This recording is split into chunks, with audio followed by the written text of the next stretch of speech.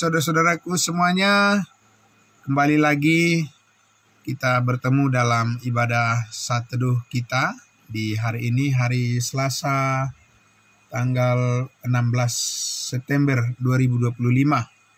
Baik, puji Tuhan, kita sudah menyanyikan lagu pujian kita.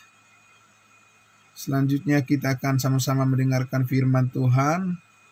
Namun saya tambahkan dulu satu akun lagi untuk saya bisa mendengar suara saya dengan jelas, dan Bapak Ibu juga ya, memastikan. Oke. Ya.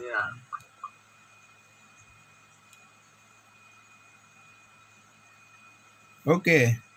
Untuk memonitor saja apakah audionya lancar, terdengar dengan jelas. Oke, puji Tuhan. Mari kita berdoa. Sungguh benar Bapa di surga, kami ingin menjadi seperti Engkau, sempurna selalu. Karena Engkau tidak disempurnakan lagi, tapi Engkau sudah sempurna atas kematian, penguburan, dan terlebih kebangkitan dan kenaikan-Mu ke surga. Engkau telah dipermuliakan sebagai Allah, Tuhan dan Juru Selamat kami, bahkan sebagai kepala tubuh bagi kami. Anggota-anggota tubuh-Mu dipersatukan kekal di dalam kemuliaan. Terima kasih Bapa dalam surga. Disinilah kami Tuhan merenungkan dengan leluasa tentang kebaikan-Mu yang tercurah dalam kehidupan kami, kasih setia-Mu yang begitu mendalam, mengikat hati kami untuk terus rindu memuji-muji nama-Mu dan belajar diperlengkapi oleh setiap kebenaran firman-Mu adalah kerinduan yang terbesar bagi kami dalam kehidupan kami. Karena itu kami bersyukur dan menyambut firman-Mu dengan berterima kasih kepadamu atas hikmat surgawi yang tiada berkesudahan Engkau karuniakan bagi kami. Dalam nama Tuhan Yesus kami berdoa, bersyukur kepada Allah Bapa dalam sorga. Haleluya, puji Tuhan, amin. Amin, puji Tuhan Bapak Ibu Saudaraku. Saya harus menyampaikan bahwa sangat bersyukur kepada Tuhan. Selama saya diopname di rumah sakit, saya merasa saat ini ada bertambah semangat Bapak Ibu Saudara, ya, bertambah semangat dan seperti ada hal-hal yang baru yang Tuhan bukakan di dalam pemikiran saya oleh karena firman Tuhan yang kita pelajari terus secara mendetail Bapak Ibu Saudara ya, dan itu sangat memberikan kesan yang mendalam di hati saya ya. Setiap kali harus mengalami semacam harus dipersiapkan begitu ya Bapak Ibu Saudara, harus mengalami relaksasi dengan waktu yang cukup, dan kemudian setelah itu ada semacam kecepatan di dalam kerinduan untuk lebih memahami lebih dalam lagi dan lebih jauh, lebih luas lagi tentang kasih karunia Tuhan yang maha mulia ini, dan ingin menyampaikan banyak hal ya kepada Bapak Ibu Saudara ya, untuk kita bersama-sama bertumbuh di dalam pengenalan akan kasih karunia Tuhan ini, dan jangan sampai ada yang ketinggalan. Amin. Nah, untuk itulah Bapak Ibu Saudara, apalagi ya saudari kita, ibu kita yang dari Eropa saat ini jam 12 malam di sana kan. Jadi terus mengikuti, kalau kita di Indonesia sudah puaslah tidurnya ya. Nah, tapi bagaimana dengan saudari kita, ibu kita yang dari Eropa, sekarang masih jam 12 di sana, tapi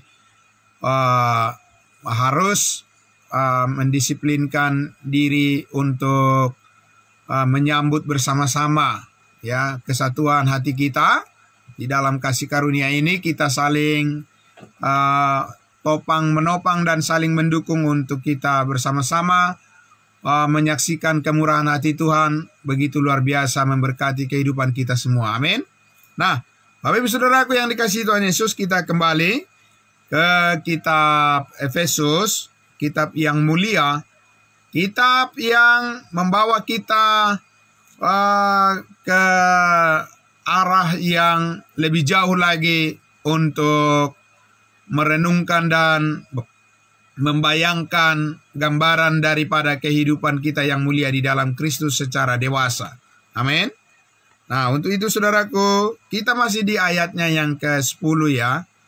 Ayat 10, dan saya coba untuk membaca ayat 10 dan ayat 11.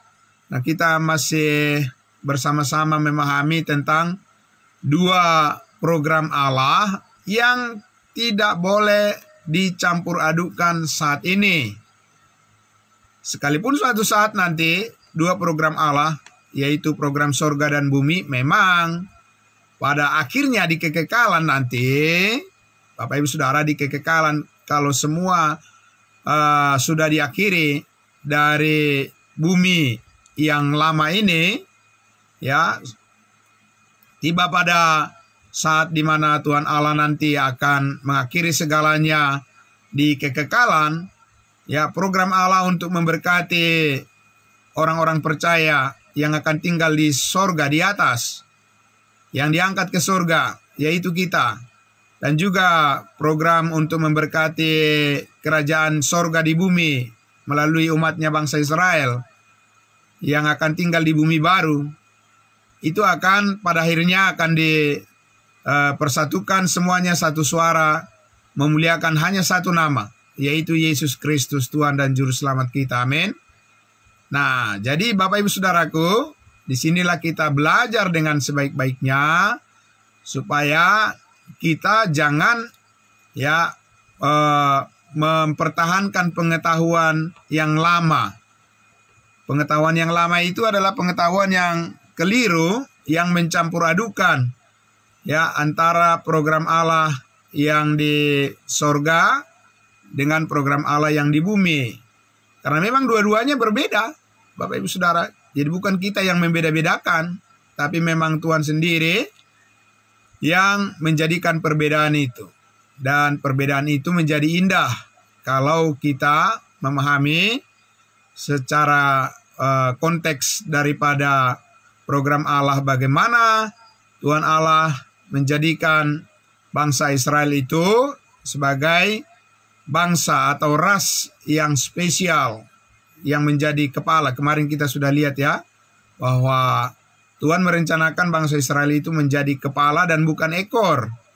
Ya, bangsa lain itulah yang mengekor kepada bangsa Israel kalau Tuhan sudah memulihkan mereka.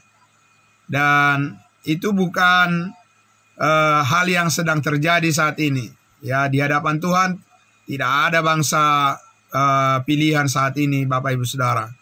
Tidak ada bangsa pilihan, bangsa yang kudus, ya, bangsa yang diurapi, tidak ada sekarang, Bapak Ibu Saudara. Semua bangsa sama di hadapan Tuhan. Oleh karena sekarang ini Tuhan memberkati manusia secara individu. Ya, dan individu-individu itu, orang-orang yang percaya itu, yang percaya kepada salib Kristus dan dimeteraikan dengan Roh Kudus, ditempatkan ke dalam sebuah wadah namanya tubuh Kristus. Amin. Jadi tubuh Kristus itu bukan sebuah bangsa, Bapak Ibu Saudara.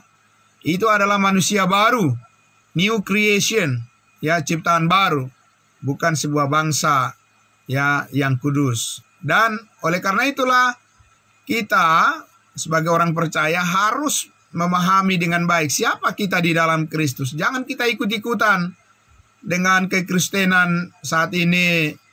Ya, kalau bisa dibilang sangat jauh lah ya dari maksud dan kehendak Allah. Mereka memperlakukan iman mereka kepada Kristus itu yaitu sesuka hati, ya, sesuka hati dan menurut keinginan daging manusia, dan di situ terjadi campur aduk semuanya, ya, hal-hal yang saya katakan itu sesuatu yang basi, yang daur ulang, ya, diulang-ulang Bapak Ibu Saudaraku, tapi itu merupakan sesuatu yang tidak menjangkau kepada maksud dan rencana Tuhan yang sebelum dunia dijadikan telah ditetapkan di dalam Kristus Yesus sebagai penyataan rahasia kehendak Allah yang sorgawi. Jadi berbahagialah saudara dan saya, dan harus berbahagia, selalu bersyukur senantiasa kepada Tuhan, karena kita sudah masuk di dalam program Tuhan. Amin. Jadi bekerjalah berdasarkan program Tuhan, jangan berdasarkan program manusia. Ya, melayanilah berdasarkan program Tuhan, jangan berdasarkan program dan rancangan imajinasi manusia yang berdosa. Ya, saudara-saudara dan saya, jangan melewatkan hari-hari kehidupan kita ini dengan, ya, mempertaruhkan masa depan kita, Bapak Ibu Saudara. Ya, karena kita sudah ditebus dan sudah lunas dibayar, ya, dan segala dosa kita sudah diampuni oleh Tuhan Yesus. Maka sekarang kita adalah orang-orang yang sudah memiliki kepastian keselamatan hidup yang kekal, bukan karena perbuatan baik kita, bukan karena usaha kita, bukan karena kepintaran kita, tapi semuanya hanya karena kasih karunia Allah melalui iman. Itu adalah pemberian Allah, dan itu bukan hasil pekerjaan kita. Jangan ada orang yang memegahkan diri. Amin. Jadi Bapak Ibu Saudaraku yang dikasihi Tuhan Yesus, maka dikatakan, ya, di ayatnya yang ke-10 ini kita harus pahami dengan baik betapa strong, begitu kuatnya firman ini untuk menegaskan kepada kita adanya dikatakan sebagai persiapan kegenapan waktu. Ya, sebagai persiapan kegenapan waktu di sini, ya, dalam Alkitab yang berbahasa Inggris disebutkan dispensation. Ya, atau dalam bahasa Yunani disebut oikonomia. Ya, itu adalah merupakan pengaturan rumah tangga Allah atau sebagai penyaluran daripada berkat-berkat surgawi yang sudah disebutkan di ayat 3 itu. Terpujilah Allah dan Bapa Tuhan kita Yesus Kristus yang dalam Kristus telah mengaruniakan kepada kita segala berkat rohani di dalam sorga. Jadi ada satu masa penyaluran, distribusi, ya, agen. Jadi saudara dan saya adalah agen-agen perubahan. Amin. Ya, kita tidak hidup secara statis, hanya begitu-begitu saja berputar-putar di tempat, ya, saudaraku, tapi kita adalah menjadi agen perubahan. Ya, kita adalah distributor, ya, kita adalah orang-orang yang membawa, ya, kabar baik, menyalurkannya, dispense, ya, dispenser. Dispense menyalurkan, ada satu, tapi jangan salah menyalurkan dan jangan salah pula yang disalurkan Bapak Ibu Saudara. Sekarang ini kan terlalu banyak channel E, channel A, channel B, saluran A, saluran B dan seterusnya, TikTok, Instagram, ya, saudaraku, ya, apalagi Facebook, apalagi, ya, YouTube dan seterusnya Bapak Ibu Saudara. Tapi apa yang mau disampaikan di sana, saudara-saudara? Tentang Yesus Kristus itu dijadiin hal yang lucu-lucuan. Ya, Bapak Ibu Saudara. Jadi, saudaraku yang dikasihi Tuhan Yesus, kalau kita lihat misalnya, memang sepertinya yang mereka sampaikan itu seperti masuk akal. Bagi orang yang tidak tahu kebenaran, itu masuk akal. Ya, ambil contoh misalnya Bapak Ibu Saudara. Ada orang mengatakan seperti anak kepada orang tuanya. Kalau anaknya bersalah, harusnya bagaimana? Minta maaf atau tidak? Harus minta maaf kan? Setiap anak yang bersalah kepada orang tuanya, ya, kepada bapaknya, ibunya, harus minta ampun. Lalu disamaratakan Bapak Ibu Saudara. Demikianlah juga kita sebagai anak Tuhan, kita juga seperti itu. Kalau kita bersalah harus minta maaf, harus minta ampun kepada Tuhan. Benar nggak Bapak Ibu Saudara? Kalau secara logika itu memang benar. Tapi benar secara logika itu belum tentu benar sesuai dengan kebenaran Allah. Karena apa? Jangan samakan orang tua dengan Tuhan. Kalau orang tua manusia, ya tidak bisa mengampuni kesalahan satu kali untuk selama-lamanya, bukan? Harus berkali-kali. Karena manusia itu terbatas. Tapi kalau Tuhan terhadap manusia, kenapa dia harus berkali-kali mengampuni manusia? Sedangkan Yesus berkata di atas kayu salib sudah selesai. Nah itu Bapak Ibu Saudaraku yang dikasih Tuhan Yesus. Ya channel-channel yang ngawur gitu ya. Tapi itulah yang diimani dan itulah yang disambut dan ditepuk tangani, diaplaus oleh banyak orang saat ini Bapak Ibu Saudara. Karena apa? Karena mereka tidak mengerti apa arti daripada salib Kristus yang sebenarnya, apa arti daripada kasih karunia, apa artinya beriman kepada Tuhan Yesus, apa arti keselamatan. Ya, semuanya itu Bapak Ibu Saudaraku menjadi seperti lingkaran setan yang tidak ada ujungnya. Ya, Bapak Ibu Saudara. Nah, tapi bersyukur saudara dan saya sudah tembus, sudah sampai kepada tingkat di mana kehendak Allah yang rahasia sudah kita terima dan sudah kita alami. Amin. Nah, karena itulah Bapak Ibu Saudaraku, semakin kita harus merendahkan hati kita, merendahkan diri kita di hadapan Tuhan. Supaya apa? Supaya sebagaimana dikatakan di sini, sebagai persiapan kegenapan waktu untuk mempersatukan di dalam Kristus sebagai kepala segala sesuatu, baik yang di sorga maupun yang di bumi. Ayat 11. Aku katakan di dalam Kristus karena di dalam Dialah kami mendapat bagian yang dijanjikan, kami yang dari semula ditentukan untuk menerima bagian itu sesuai dengan maksud Allah yang di dalam segala sesuatu bekerja menurut keputusan kehendaknya. Jadi di sini Bapak Ibu Saudaraku, Rasul Paulus menempatkan dirinya bahwa dialah yang pertama-tama mengenal kasih karunia Allah yang mulia ini. Barulah selanjutnya berlanjut kepada murid-muridnya, berlanjut terus sampai kepada kita saat ini. Dan tanpa putus Bapak Ibu Saudara, kasih karunia Allah sebagai persiapan untuk menyempurnakan apa yang ada di sorga dan juga nanti apa yang ada di bumi. Bapak Ibu Saudara, dikatakan bahwa oleh karena di dalam Kristuslah ya kita mendapat bagian yang dijanjikan. Bagian yang dijanjikan di sini bukan tanah perjanjian Bapak Ibu Saudara, ya. Jadi orang banyak hanya mencampur adukan begitu aja, mereka malas berpikir barangkali. Atau mereka sudah terlalu melekat pada tradisi sehingga mereka tidak melihat maksud daripada mendapat bagian yang dijanjikan di sini bukan perjanjian yang ada pada Abraham, Ishak dan Yakub. Karena perjanjian Allah kepada Abraham, Ishak dan Yakub itu di bumi adanya. Amin. Itu tanah perjanjian, tanah Kanaan yang berlimpah susu dan madunya. Itu secara fisik Bapak Ibu Saudaraku. Sedangkan kita tadi sudah disebutkan di ayat 3. Terpujilah Allah dan Bapa Tuhan kita Yesus Kristus, yang dalam Kristus telah mengaruniakan kepada kita segala berkat rohani di dalam sorga. Amin. Jadi pandangan kita Bapak Ibu Saudaraku harus pandangan dari atas, bukan pandangan dari bawah.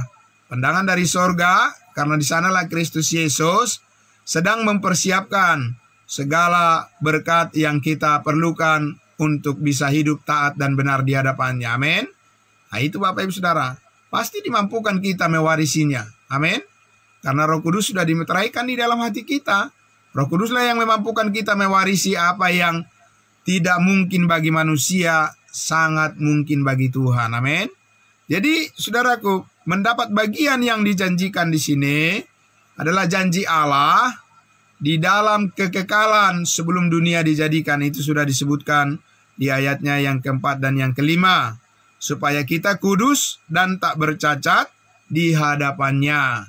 Itulah yang dijanjikan oleh Allah sebelum dunia dijadikan, dan tidak mungkin itu terjadi sebelum Yesus Kristus mati di salib, bukan? Sebelum Yesus Kristus dikuburkan. Sebelum Yesus Kristus bangkit dan naik ke surga. Tidak mungkin itu bisa diwujudkan. Karena apa? Karena dari mana kita bisa memperoleh kekudusan dan kebercacatan kita kalau bukan karena darah Kristus yang melakukannya bagi kita. Kalau bukan karena darah Kristus yang menyucikan kita dari segala dosa, bagaimana kita bisa kudus, Bapak Ibu Saudara? Apa kita mau mengatakan seperti banyak orang, ya berpuasalah supaya bisa jadi kudus begitu? Ya, berpuasa, puasa Esther, puasa Daniel, puasa apa lagi, Bapak Ibu Saudara? Tidak ada orang bisa jadi kudus karena melakukan hal-hal kedagingan seperti itu. Saudaraku, kita kudus hanya karena darah Kristus, amin.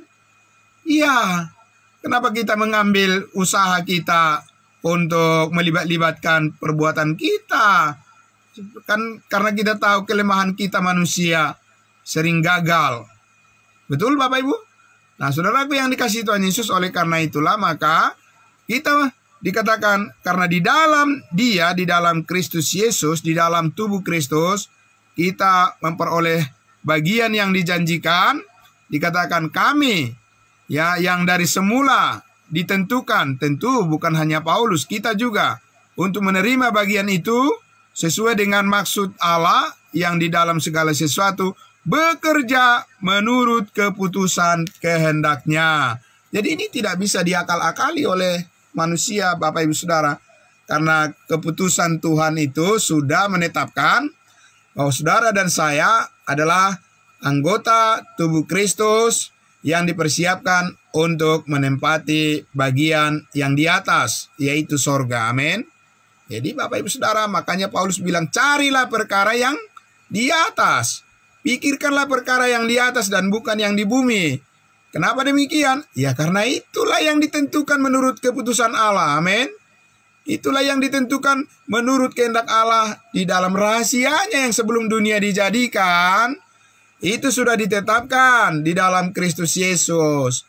Dan saudara-saudara, oleh karena itulah pertama-tama orang tidak mengetahui hal itu karena Yesus lahir untuk menyatakan kehendaknya bagi umat Israel, menggenapi perjanjiannya kepada nenek moyang mereka, Abraham, Ishak dan Yakub, bahwa melalui keturunan Abraham semua bangsa di bumi akan diberkati. Tapi terima atau tidak bangsa Israel dengan program Tuhan tersebut? Tidak. Mereka tidak menerima. Mereka menolak Yesus. Mereka menyalibkan Mesias. Nah, Bapak Ibu Saudaraku, itu urusan mereka. Hukuman buat mereka itu adalah atas rancangan Tuhan. Kita tidak punya urusan campur tangan dalam hal bagaimana Tuhan memulihkan umatnya Israel suatu saat ketika Yesus datang kedua kali. Itu sudah bagian daripada bangsa Israel. Tapi kita bisa mengetahui di mana posisi kita. Amin. Belum Yesus datang kedua kali ke bumi, kita sudah terlebih dahulu diangkat di awan-awan. Amin.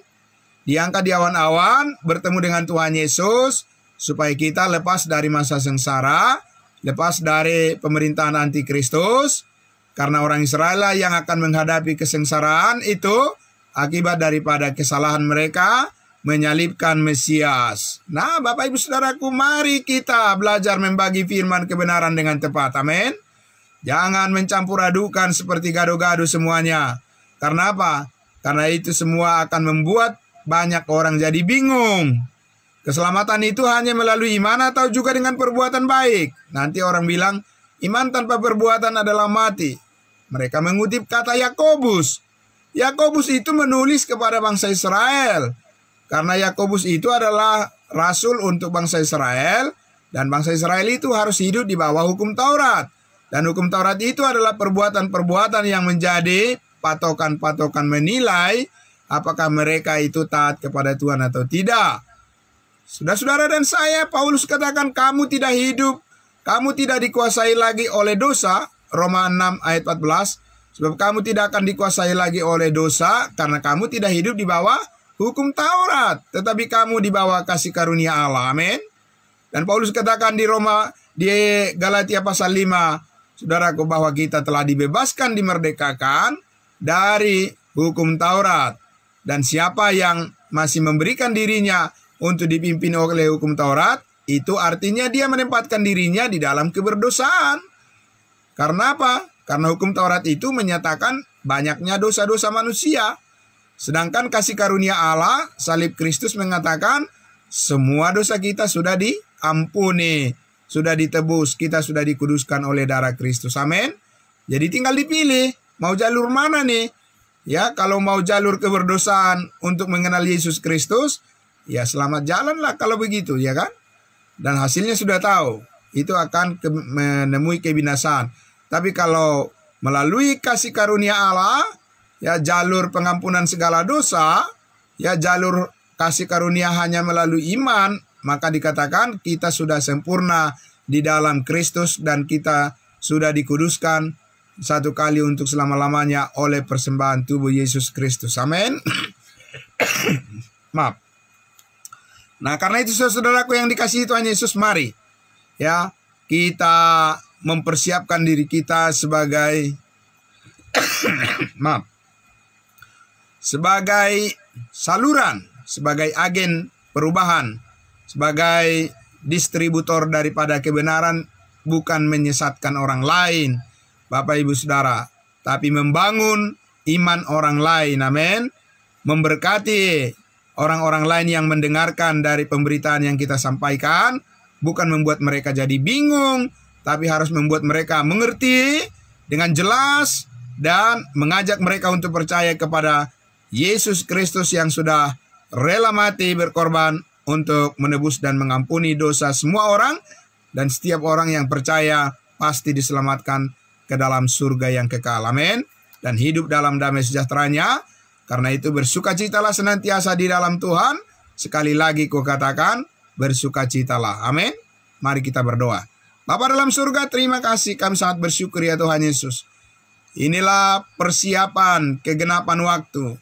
Inilah dispensation. Inilah distribusi daripada berkat-berkat surgawi yang tidak terukur nilainya. Untuk kami bisa hidupi pertama-tama bagi diri kami sendiri, keluarga kami, anak-anak kami semua. Dan juga kami bisa membagikannya kepada semua orang di sekitar kami. Dan semua orang yang terjangkau melalui pemberitaan kami, melalui platform berbagai media yang kami gunakan. Kiranya semakin diberkati banyak orang menjadi bertambah setia kepada Tuhan Yesus dan mengenal akan rancangan-Mu sebelum dunia dijadikan untuk memberkati semua orang hidup di dalam kebenaran-Mu dan bersukacita senantiasa di dalam Tuhan.